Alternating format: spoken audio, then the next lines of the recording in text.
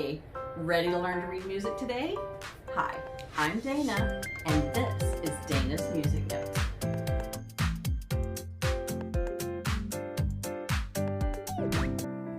So this is my guest room, and I know it's a little old-fashioned with the lace curtains and the blue and white toile, but I also have pops of yellow in here, which make me happy. And I've just always loved the color blue. I think it's a calming and peaceful color, and so when I do want a quiet place to sit and read, this is where you can find me. I got this idea from a cute little shop in Fredericksburg. They had just really neat quotes all along the top of their ceiling. And so before I could change my mind, I came home, climbed up on a ladder with a big fat Sharpie, and I just went to town. And I actually am very happy with how it turned out. And I hope my guests like it also.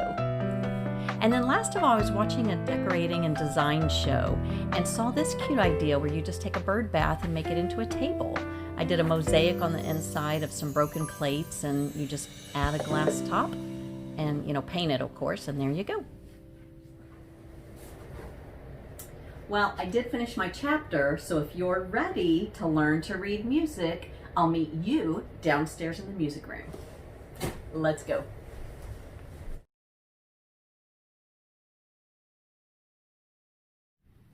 Okay, so let's get right into it. If you remember, we have our treble clef and our bass clef, and the brace puts them together to make our big grand staff. And so I went ahead and wrote out all the notes on this grand staff for you right now. So starting here in the bass clef, G, A, B, C, D, E, F.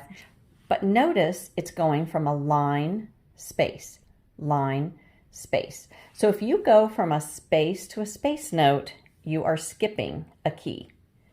If you go from a line to a line note, you're also skipping a key. So that's one little thing that'll help you, down the road. And then up here in our treble clef, these are our treble clef notes starting with middle C. So notice we have a C here, we have a C here, here's some more C's. These aren't just any C on the piano. This is your middle C. And one little thing I wanted to point out is both of these are middle C. It's just that if you're writing middle C for the treble clef, it's going to be up here, right next to the D. If you're writing middle C for the bass clef, it's right here next to the B. So these aren't two separate notes, it's the same note, it just depends on which hand they want you to play it with. So here we have our C, D, E, F, G, and actually I'm going to go ahead and circle for you your C position notes. So if you remember when I taught you how to play the C scale, you put your hand in C position. So here's those 5 notes right there, C, D, E, F, G, that your right hand plays. In your bass clef, here's the left hand, C, D, E, F, G. And so those are important notes to learn right off the bat. So just 10 notes to learn. And then I'm going to use a different color here, pink, because that's pretty. But you can see our C chord here, here, and here. And then with the bass clef here, here, and here. Now the piano does go up much further up this way, and it goes much lower down that way. And so what they do is they use ledger lines like this. So if you've gone all the way to this high G up here, that means this would be an A. Right there in between it, I'm going to do several just so that we don't run into each other. This would be a B. And this would be even that higher C, and it keeps going. Same thing for the bass clef. You do ledger lines down here. You would have your G, your F, and then if you go down to the line note, A, and so on.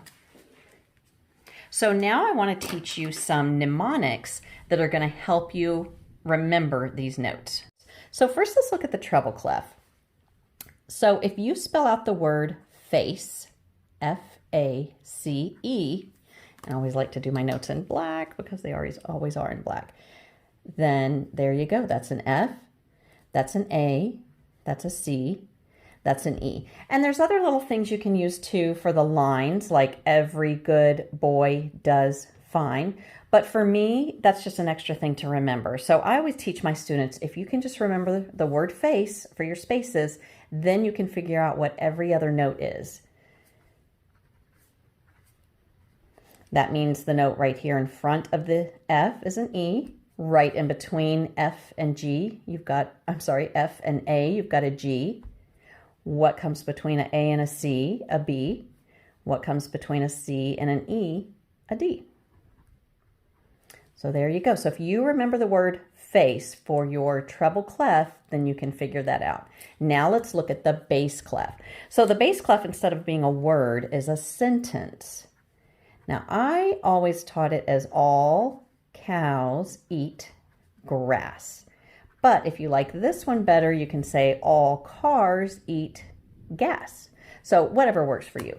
But the main thing is to remember that so that you know this note is an A, this is a C, this is an E, and this is a G.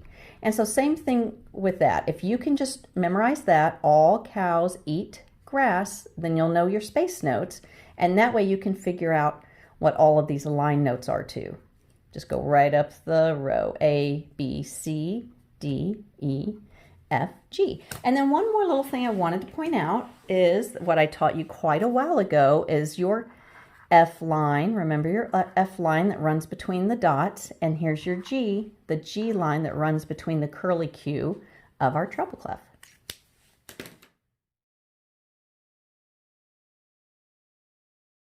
Okay, now I wanted to mention another little tool that might be helpful for you. I use this with my piano students, and it is flashcards, just like you have for math, but for music. And Alfred's makes these. I'm assuming you can probably find them on Amazon. But since I'm not teaching a new scale and chord today, I thought it would be nice to do a little review.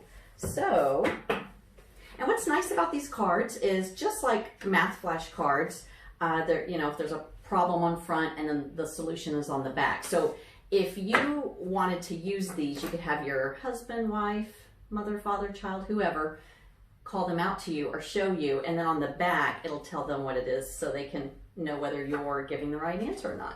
So let's do a few of these. Let's review our note values. And by the way, if this is your first time tuning in and you are a brand new beginner at piano, then I would suggest go back and watch my first, second, third lesson, just so that, because I do teach everything from the beginning. I show you what the keys are on the piano or keyboard, teach note values, time signatures, and all of that. So right now, this is just a quick review. All right, so first we have this note. This was the first note that I taught you. It's a quarter note, and it has one count. And it gives that on the back too. It would, if someone's holding this up to you, on the back it says it's a quarter note, it gets one count. So that's kind of cool. But I'm going to let you try to say it at home. So if you remember what this is, it's a half note. It gets two counts. And then this one is kind of fun. Actually, let me show you this one first. Our eighth note that only gets half of a count. And then sometimes you'll see them together, like, hope I just had it, right here. And if your eighth notes are together, a lot of times they will add a little bar, just putting them together. Because if you remember, it takes two eighth notes to equal one count. And then we have our whole note. Remember, it takes up the whole measure all by itself. So if you're in 4/4 time, this note would get 4 counts. A little confusing. If you're in 3/4 time, this note would get 3 counts, because no matter what, it takes up the whole measure all by itself. And then I taught you about dots. If you have a dot after a note, that dot adds half of what the note is worth. So this note gets 3 counts, a dotted half note. And the last note we're going to review is your dotted quarter note. So a quarter note gets 1 count. If you add the dot, it adds half of what that note is worth. So a dotted quarter note gets 1.5 counts. And then I wanted to see if you remembered what these were. This is a sharp sign, and remember, sharps go to your right. So if you're on C and you play the black key to the right, that is a C sharp. And then you have your flats. If you play the key to the left of a note, it is now a flat. And then last of all, we're going to review our key signatures. So if you remember, your very first scale I taught you was the C scale. It has no sharps or flats. So when you start to play a song and you look over here, you see no sharps or flats, that means that song is in the key of C.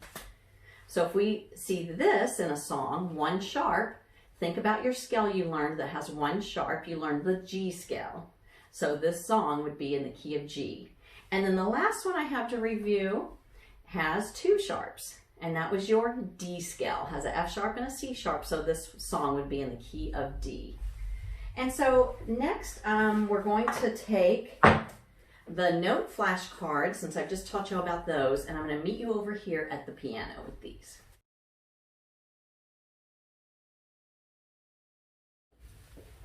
All right, so I have the 5 C position notes laid out here. You have your middle C, D, E, F, G. And what I like to do with my students is I'll lay it out and have them play it. And then I'll take away, say, the 2 space notes. So remember when I said you go from a line to a line or a space to a space, you're skipping a note. So we have C, E, G. And then if you end up getting this flashcard, you can mix them all up. You can do it this way and then try it. C, G, E. E, C, G. And let's see, let's try one more. How about this way? Okay, so you try it first. You can just pause this for a second. And then if you did it correctly, it's G, E, C. And then what I'll do is I'll put the 2 space notes up there, which is super easy because it's just D. D sits right below the line. And then remember your F, A, C, E, so this is an F. Not just any D and F. This is the D directly above middle C. This is the F above middle C. So we have D, played with finger 2, and F. And there's only one way to mix those up, F, D. But then when you add your line notes back in there and kind of mix it all up. Okay, so pause this and you try to play it first. So the correct way is E, F, C, D, G. Let's do one more little combination. Let's see, let's try it like that. Okay, so pause, try it on your own. So this one would be G, E, D, C, F. Okay, now we're going to do the same thing for the bass clef. So remember, bass clef is from middle C down. Our treble clef notes we just did were middle C up. But so here with your bass clef, remember your sentence, all cows eat grass. So we have our C, D, right after the C. All cows eat. There's our F line. Remember your F clef, that's our F line. And then all cows eat grass are G. So remember your C position for left hand. If you're in the correct position, there should be 2 white keys in between. But we're going to just focus on these 5 bass clef notes. So C, D, E, F, G. And just like we did with the treble clef, let's remove the 2 line notes this time and look at just the space notes. C, E, G. Okay, and if we mix that around, let's try it that way.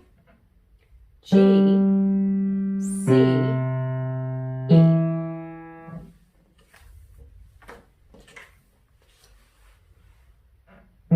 E, C, G. And one little note, if you've ever wondered why some notes have down stems and some have up stems, there's a little rule, and it's just that you want your stem mostly on the staff. So this note, if you did an up stem, it would just be way up here. They want it on the staff. So, and then this one, the rule is if it's on or below, if it's on or below this middle line, it gets an up stem. If it's above this middle line, it gets a down stem. Okay, so now we're going to add in, or we're going to look at our 2 line notes. So your D, right above that bass clef C, your D is on the middle line, your F, there's your F line. It's played with finger 2 of your left hand. And then F first, D. Okay, so now we'll bring these back in. Mix them all up. All right, so if you'd like, you can pause it and try to play through those and then come back to me and see if you've done them correctly. All right, so this combination is E, F, C, D, G.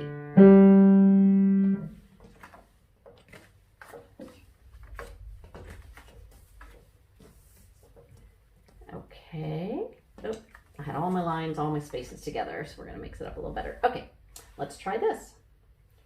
E, G, F, D, and C. And we'll do one more.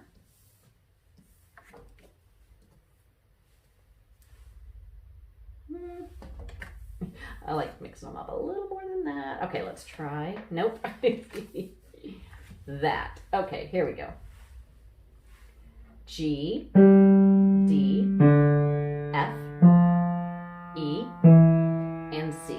And of course, take as much time as you would like with this. With my students, I only introduce one clef at a time. I'll introduce the treble clef, C position notes, and let them work on those for a week. And then next week we teach these. So, you know, take as many weeks as you want learning these notes. And then another thing to keep in mind is that music is, when you're reading music, it's like learning to read. And if you think about how we learn to read, first we learned our letters, our A, B, C's, and we learned the sounds that they make. And then when we put words together, we had to sound them out. The word cat, k, a, t.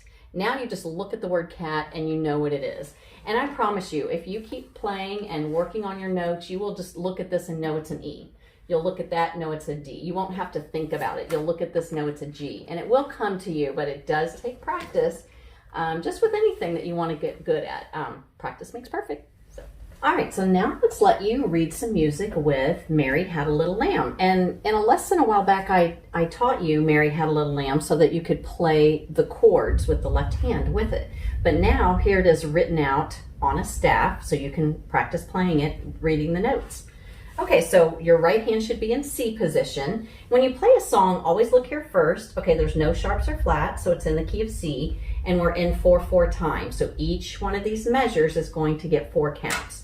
So if you can remember this first note, that bottom line there, so remember F, A, C, E, if you step down one note from F, it's an E. So finger 3 on E, E, D, there's your middle C. It's always gonna have that line through it.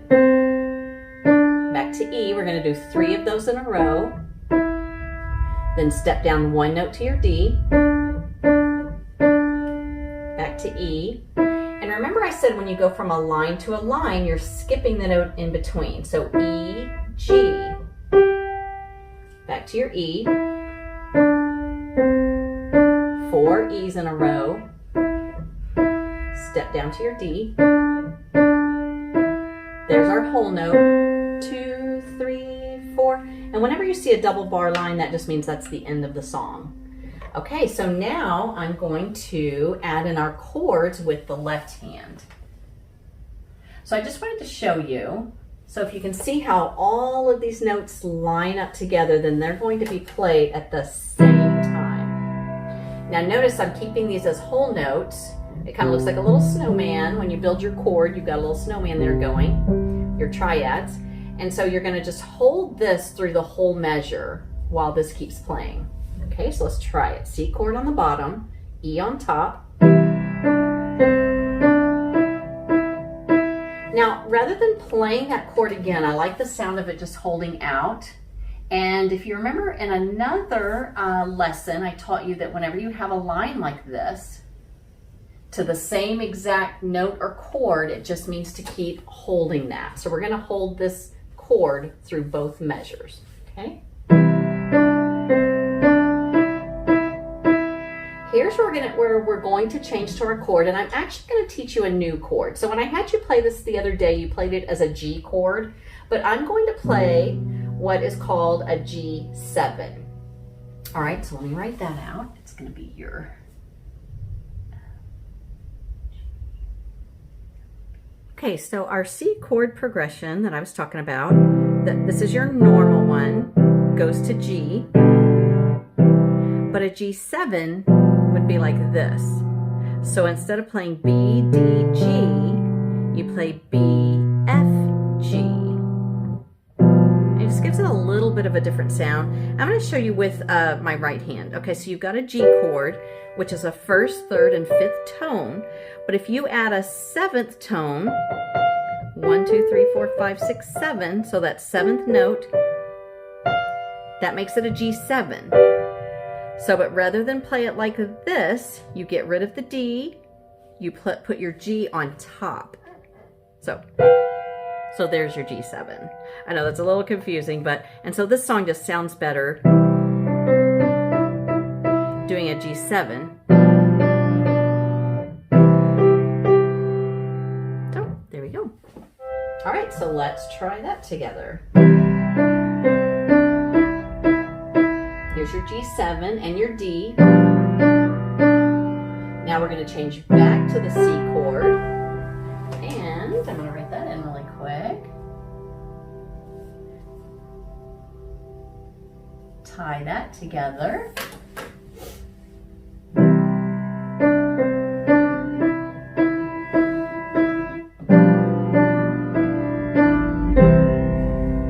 Okay, let's see. So here we're going to do one more G7, and then we just end with our C chord. So there you go. Okay, so the song I'm going to play for y'all is Blue Moon. You might have noticed a little theme I have going. My blue room, my blue nails. We're going to play a song that has the word blue in it. Of course we are. But I wanted to teach you about swinging eights. So right here, and if you've heard Blue Moon, you know this main part. So these get half of a count. And you could play them. But when you swing your eighths, you give every other count just a little bit longer. So instead of going 1 and 2 and, it's 1 and 2 and 3 and 4, and almost sounds like a horse trotting. So kind of listen for those swinging eighths, and you'll hear that in like jazz songs. And so anyway, and again, just a reminder, I am not a performance piano player. I like to teach, and I do love to play, but just don't be listening for those mistakes because they're going to be there.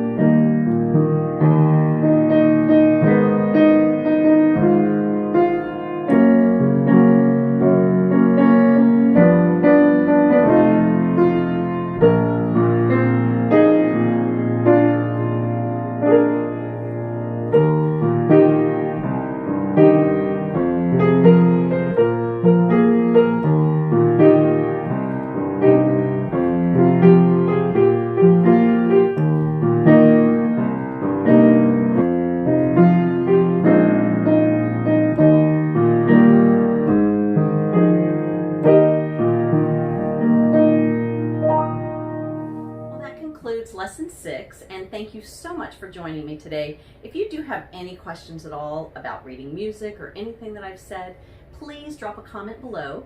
And if you know of anyone that would like to learn piano, please feel free to share this video. And as always, if you like this video, click the like button. And if you want to see more of videos like this, please subscribe. And last of all, if you'd like to get a notification every time I upload a new video, be sure and hit that bell. Thank y'all so much. Now I'm going to get back to another chapter. Bye, everybody.